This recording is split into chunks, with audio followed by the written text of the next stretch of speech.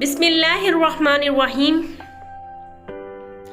अस्सलामुअलैकुम everyone, welcome to my YouTube channel Anam unique stories. मेरी कहानी बेटी अल्लाह की रहमत का पार्ट 4 आप सुन रहे हैं।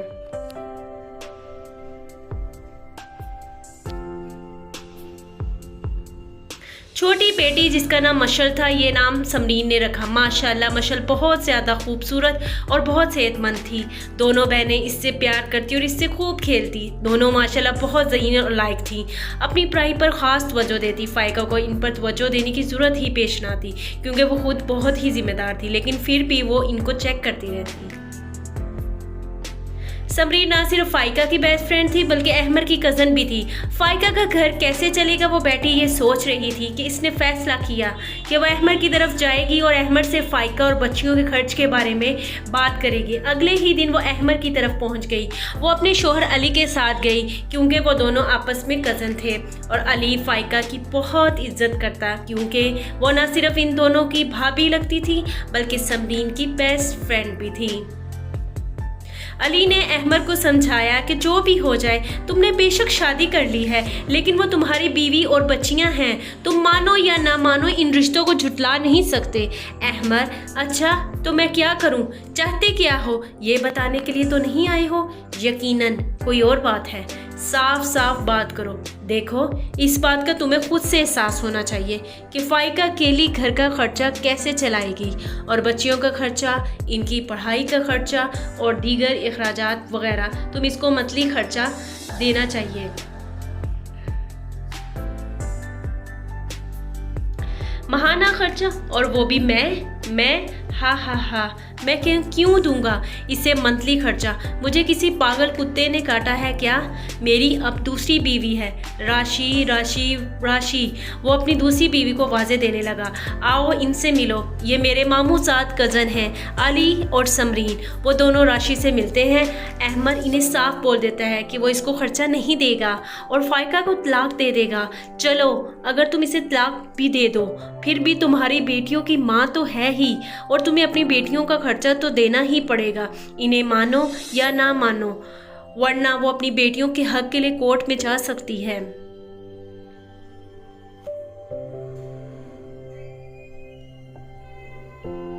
राशि फटाफट बीच में टांग उड़ाती है कि वो ऐसे कैसे कर सकती है। समरीन, आपको इस मामले में बोलने की ज़रूरत नहीं है। ये इनका और इनकी पहली बीवी का मामला है। समरीन जानबूझकर लफ्ज़ बीवी पर जोर देती है। आखिरकार अली और समरीन अहमर को खर्चा देने पर मना लेते हैं और प्यार से इस बात पर भी मना लेते हैं कि कभी कभी चले जाया करना, आखिर वो तुम्हारा खून है और अकेली रहती है। दुनिया को पता होना चाहिए कि इनका बाप आता रहता है ताकि कोई इनके घर की तरफ मैली आंख से ना देखे। जो भी हो, बच्चियों से प्यार करे ना करे, ये वाली बात तो समरीन और अली अहमर के दिमाग में डालने में कामयाब हो गए कि गंदी नज़रों से तुम्हारी बीवी और बच्चियों को ना देखे। आखिर को बाप तो था ही, गैरत ज़्यादा नहीं तो थोड़ी बहुत तो जागी। समरीन और अली अल्लाह हाफिज़ कहकर उठ खड़े हुए। जाते हुए इनके फेस पर हल्की सी मुस्कुराहट और सुकून भी था कि चलो ज़्यादा नहीं तो कुछ ना कुछ ही सही। वक्त बहुत तेज़ी से गुजरने लगा।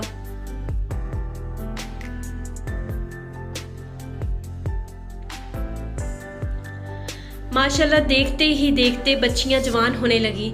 अहमर कभी कभार चला जाता, कुछ पैसे दे आता और कुछ फ़ाइका कमा लेती। वो शाम में बच्चों को घर पढ़ाती और सुबह के वक्त स्कूल में जॉब करती।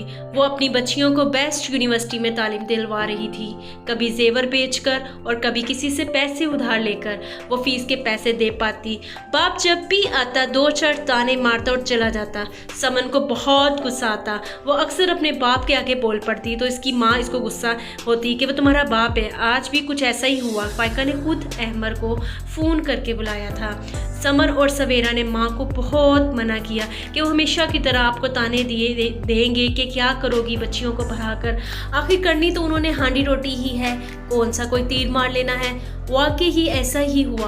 अहमर आया तो फ़ाइका ने बात छेड़ दी कि मशल का रिजल्ट आया है और इसने अपने ज़िले में अव्वल पोजीशन हासिल की है। मैट्रिक में। अहमर ने वह मुबारकबाद दे दी कि चलो तो ये तो अच्छी बात है। फ़ाइका ने कहा कि आगे मैं इसका कॉलेज में नहीं यूनिवर्सिटी में एडमिशन करवाना चाहती हूँ, अगर आप कुछ पैसों का बंदोबस्त कर दें तो आसानी से फीस जमा करवा दूंगी। ये सुनते ही अहमद एकदम गुस्से में आ गया और ऊंची आवाज़ में बोलने लगा कि मेरे पास इतनी फजूल खर्ची के लिए पैसे नहीं हैं, इतना पढ़ाने की क्या ज़रूरत है, तुम्हारा तो दिमाग ख़राब हो गया है, लड़की ज़ात है क्या कर लेगी, रिश्ते करो और चलता करो इनको।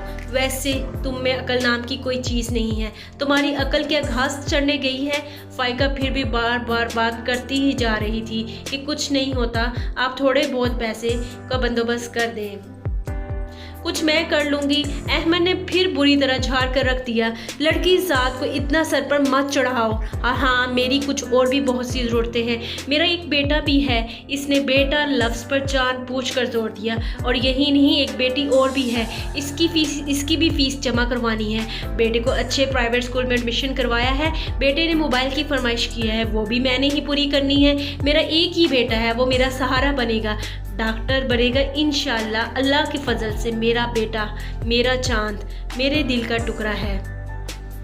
ये सुनते ही समन, जो काफ़ी देर से सारी बातें सुन रही थी, बर्दाश्त न कर सकी और अंदर आ गई और अपने बाबा के आगे आकर खड़ी हो गई और बोलने लगी कि हमारा कसूर है क्या है बाबा, बाबा हमने आपका क्या बिगाड़ा है, क्यों पैदा किया हमें, क्यों, हम खुद तो नहीं आए ना इस दुनिया में, पैदा होते ही मार क्यों नहीं दिया, मार देते तो जान छूट जाती है आपकी और हमारी भी जिल्लत से जो हमने सारी ज़िंदगी बर्दाश्त की। फ़ाइका समर को चुप करवा रही, चुप कर जाओ, जाओ यहाँ से, दफ़ा हो जाओ। फ़ाइका ज़ोर से डांटती और समर को जाने का कहती है। समर और कुछ कहने लगती है तो फ़ाइका इसे गुस्से से कर निकाल देती है और कहती है दफ़ा हो जाओ कमरे से। समन गुस्से से माँ को देखती है और कहती है माँ आज मुझे बोलने दे, लेकिन फ़ाइका इसे ऊंची आवाज़ में चीख कर कहती है कि दफ़ा हो जाओ। वो रोती हुई चली जाती है। इसे आज अपनी माँ पर बहुत गुस्सा आता है कि वो हमेशा बाबा की लान तान सुनती है, हमें भी बोलने नहीं देती। अहमद ये सुनकर उठकर खड़ा हो जाता है, उसे कहता है कि ये तरबियत की है तुमने अपनी बेटियों की कि बाप के आगे ज़ुबान चलाती हैं। फ़ाइका ये सिर्फ मेरी नहीं आपकी भी बेटी हैं, यूनिवर्सिटी की पढ़ाई इन्हें आवारा और बदतमीज़ बना रही है, कल को किसी के साथ भाग जाएंगी और तमाशा देखती रह जाओगी। मैं इनके लिए रिश्ता ढूंढता हूँ और शादी करो सादगी से और चढ़ता करो इनको। फ़ाइका गुस्से से चलाती है कि चुप हो जाए आप, मेरे बेटियों के बारे में ऐसे बात कैसे कर सकते हैं, इनके करैक्टर के बारे में बात करें, शर्म आनी चाहिए आपको अपनी बेटियों पर, अपनी बात पर। मेरी बेटियां लाखों में एक है, मोती है मेरे घर का, फूल है मेरे घर का, बरकत है इनके दम से मेरे घर में, रहमत है मेरे घर में। और अगर बेटी की ज़ात मुकद्दस ना होती तो रसूलुल्लाह सल्लल्लाहु अलैहि वसल्लम की औलाद का सिलसिला बेटियों से शुरू ना होता। हजूर नबी पाक ने फरमाया, इन बेटियों को हरगिज़ नाराज़ ना करना क्योंकि ये मुश्किल वक्त में तुम्हारी बहुत कीमती मददगार है। फ़ाइका रोते हुए, बेटी तो अल्लाह रहमत का दरवाज़ा है, बख्शिश का ज़रिया है, जहन्नम की ढाल है, बस अल्लाह सब बेटियों को तुम जैसा बाप ना दे और सबकी बेटियों के नसीब अच्छे करे। अल्लाह मेरी बेटियों के नसीब भी अच्छे करे, आमीन। अल्लाह हर बेटी का ख्वाब सच्चा करे, अल्लाह हर बेटी की किस्मत अच्छी करे।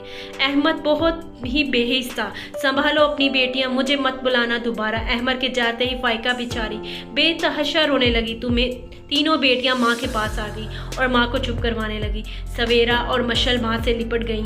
जैसे ही समन माँ से लिपटने लगी तो माँ ने पकड़कर पीछे कर दिया। मेरे पास मत आओ, सब तुम्हारी वजह से हुआ है। मैंने तुम्हें कितनी बार ये सब बात समझाई कि तुम्हारी तरबियत मैंने की है। सब्र करने वाली तुम्हारी माँ ने, अपनी बेटियों पर अपनी सारी ज़िंदगी कुर्बान करने वाली तुम्हारी माँ ने, अपनी जवानी तुम पर कुर्बान करने वाली तुम्हारी माँ ने, तुम लोगों की खातिर सब कुछ सहने वाली तुम्हारी माँ ने। अगर तुम भी इस तरह बोलोगी तो इनमें और तुम में क्या फ़र्क रह जाएगा।